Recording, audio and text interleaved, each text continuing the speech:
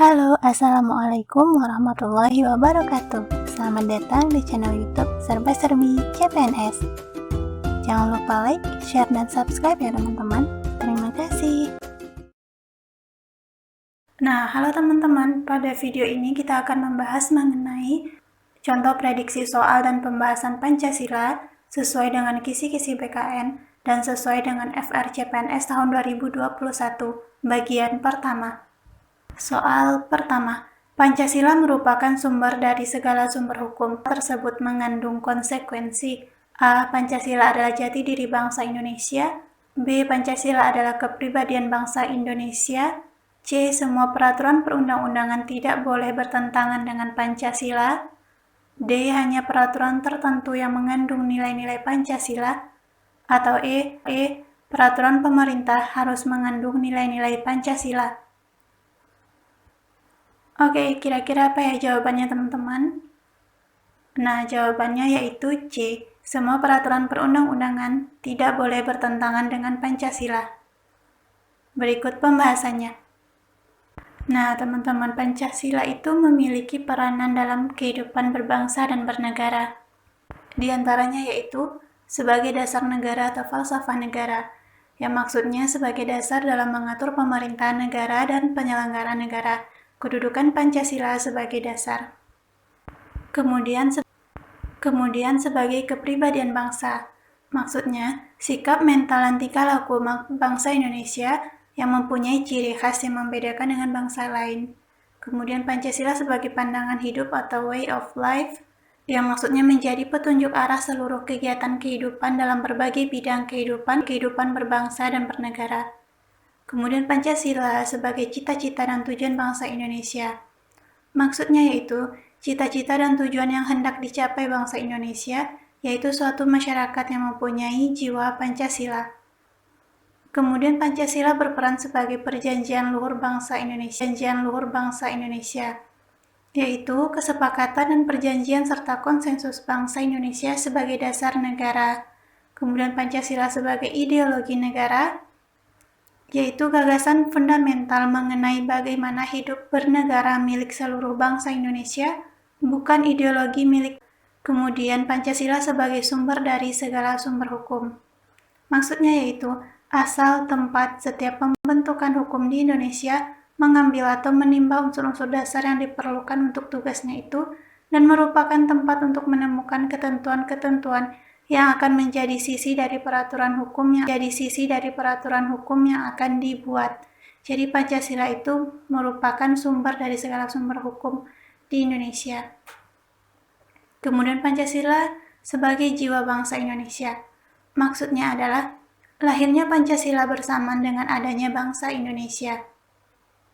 Soal nomor 2. Pancasila sebagai pegangan masyarakat dalam bersikap dan berperilaku sehari-hari. Ini merupakan A. Dasar negara, B. Sumber hukum, C. Pandangan hidup, D. Cita-cita dan tujuan bangsa, E. Nilai-nilai luhur bangsa. Jawabannya benar yaitu C. Pandangan hidup. Nah, ini kembali lagi ke peranan Pancasila dalam kehidupan berbangsa dan bernegara ya teman-teman. Di soal dikatakan Pancasila sebagai pegangan masyarakat dalam bersikap dan berperilaku sehari-hari dengan hidup atau way of life yang memiliki pengertian yaitu menjadi petunjuk arah seluruh kegiatan kehidupan dalam berbagai bidang kehidupan guna mengatur kehidupan berbangsa dan bernegara. Kita lanjut soal nomor 3. Pancasila mencerminkan kenyataan yang hidup dan berkembang dalam masyarakat. Ini sesuai dengan dimensi Pancasila yaitu A. Fleksibilitas, B. Kultural, C. Idealisme, D. Sosial, atau E. Realitas. Apa jawabannya teman-teman? Oke, betul jawabannya E. Realitas. Berikut penjelasannya. Nah, ideologi Pancasila memiliki 3 dimensi penting yaitu sebagai berikut. Dimensi realitas, dimensi idealisme, dimensi fleksibilitas. Nah, dimensi realitas itu maksudnya memiliki arti bahwa nilai-nilai ideologi itu bersumber dari nilai-nilai yang real hidup di dalam masyarakat Indonesia. Sedangkan dimensi idealisme maksudnya adalah bahwa suatu ideologi perlu mengandung cita-cita yang ingin dicapai dalam berbagai bidang kehidupan. Dan dimensi fleksibilitas maksudnya berarti dapat dikembangkan dan disesuaikan dengan tuntutan perubahan. Jadi, Pancasila mencerminkan kenyataan yang hidup dan berkembang dalam masyarakat itu sesuai dengan dimensi realitas ya teman-teman. Kita lanjut ke soal nomor 4. Pancasila menjadi kaidah yang fundamental. Ini bermakna A. Menjadi aturan negara Indonesia dan lembaga-lembaga negara. B. Pancasila bersifat statis terhadap perubahan. C. Aturan atau norma yang berlaku untuk jangka waktu panjang. D. Aturan pokok untuk mengatur kehidupan bagi setiap warga negara Indonesia. Atau E. Kaidah negara yang berlaku selamanya.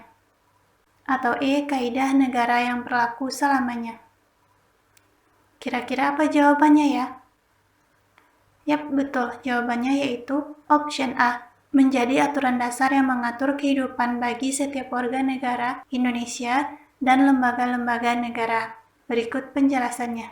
Itu sendiri bermakna Pancasila memuat norma-norma yang paling mendasar bagi peraturan yang ada di bawahnya dan mengatur kehidupan bagi setiap warga negara, lembaga-lembaga negara, dan penyelenggara negara. Soal nomor 5. Pancasila berperan sebagai filter globalisasi dari pernyataan tersebut adalah A. Pancasila merupakan ideologi terbuka sehingga budaya apapun yang masuk dapat diterima Indonesia. B. Pancasila melarang semua kebudayaan baru yang masuk ke Indonesia, apapun alasannya karena bertentangan dengan budaya Timur. C. Pancasila dipegang teguh oleh masyarakat Indonesia sebagai pandangan hidup yang harus tetap menjadi pijakan dalam memilah kebudayaan yang masuk ke Indonesia. D. Pancasila mendukung penuh globalisasi dan nilai-nilainya akan berubah mengikuti perubahan budaya yang terjadi sebagai dampak globalisasi. Atau E. Pancasila sudah usang dan kuno sehingga perlu diubah ke ideologi lain yang lebih tepat mengakomodasi terjadinya globalisasi. Nah, di sini ditanyakan Pancasila sebagai filter. Filter yaitu penyaring ya teman-teman. Jadi option yang betul adalah C. Pancasila rakyat Indonesia sebagai pandangan hidup yang harus tetap menjadi pijakan dalam memilah kebudayaan yang masuk ke Indonesia. Oke, kita lanjut ke soal nomor 6. Pancasila sebagai kepribadian bangsa tercermin dari A. Aneka kebudayaan yang dimiliki bangsa Indonesia. B. Tata urutan perundangan yang berlaku. C. Susunan pemerintahan bangsa Indonesia. D. Ciri khas yang dimiliki bangsa Indonesia. Atau E. Bentuk pemerintahan bangsa Indonesia. Jawaban yang benar adalah C. Ciri khas yang dimiliki bangsa Indonesia. Nah, teman-teman, ini kembali peranan Pancasila dalam kehidupan berbangsa dan bernegara. Pancasila sebagai kepribadian bangsa, maksudnya sikap mental dan tingkah laku bangsa Indonesia yang mempunyai ciri khas yang membedakan bangsa Indonesia dengan bangsa lain. Kita lanjut ke soal nomor 7. Pancasila merupakan satu-satunya falsafah bangsa dan negara. Hal ini menyatakan perwujudan wawasan Nusantara dalam bidang A. Sosial budaya, B. Hukum, C. Politik, D. Ideologi, atau E. Hankam, hukum dan HAM. Jawaban yang benar adalah D. Ideologi. Nah, teman-teman, Nusantara merupakan cara pandang bangsa Indonesia tentang diri dan lingkungannya berdasarkan Pancasila dan Undang-Undang Dasar 1945, dan Pancasila merupakan dasar atau ideologi negara yang melandasi cara pandang bangsa Indonesia. Kita lanjut ke soal nomor 8. Maksud dari Pancasila bersifat khusus konkret adalah A. Pancasila dapat direalisasikan di berbagai bidang kehidupan. B. Akar pengetahuan Pancasila adalah khusus dan nyata. C. Hanya khusus diberlakukan di Indonesia saja. D. Merupakan gabungan nilai-nilai luhur beberapa pilihan dunia. Atau E. Merupakan keunikan yang nyata. Jawaban yang benar adalah A. Pancasila dapat direalisasikan di berbagai bidang kehidupan. Berikut pembahasannya. Pancasila bersifat khusus dan konkret. Itu maksudnya adalah Pancasila dapat direalisasikan secara praktis dalam berbagai bidang kehidupan sehingga memiliki sifat khusus, konkret, dan dinamis. Soal nomor 9. Hasil sidang BPUPKI yang pertama adalah A. Merumuskan dasar negara, B. Merumuskan bentuk negara, C. Merumuskan Undang-Undang Dasar 1945, D. Merumuskan naskah proklamasi, atau E. Merumuskan rencana kemerdekaan. Ini pasti teman-teman udah tahu ya jawabannya. Yap, betul. Jawabannya yaitu option A, merumuskan dasar negara. Nah, teman-teman tentang BPUPKI, PKI maupun sejarah terbentuknya Pancasila itu sudah ada di video aku sebelumnya ya, silakan teman-teman lihat bagi yang belum melihatnya. Berikut penjelasan dari soal nomor 9. Sidang pertama BPUPKI menghasilkan perumusan dasar negara. Kemudian sidang kedua BPUPKI menghasilkan rancangan hukum dasar negara Indonesia Merdeka. Kemudian seputar batang tubuh dan pembukaan Undang-Undang Dasar 1945. Lanjut ke soal nomor 10. Hubungan sosial yang selaras dan seimbang antara masyarakat dijiwai oleh Pancasila yaitu A. Sila ke-1, B. Sila ke-2, C. Sila ke-3, D. Sila ke-4, atau E. Sila ke-5. Jawaban yang benar yaitu option B. Sila ke-2. Berikut penjelasannya. Hakikat manusia Indonesia berdasarkan Pancasila menurut Profesor Dr. Noto Nagoro, SH, bersifat monopluralis. Kodrat manusia monopluralis tersebut mempunyai ciri-ciri antara lain susunan kodrat manusia terdiri atas jiwa dan raga, kemudian individu sekaligus sosial, dan kemudian kedudukan kodrat manusia sebagai makhluk pribadi dan makhluk Tuhan. Kemudian kedudukan kodrat manusia sebagai makhluk pribadi dan makhluk Tuhan.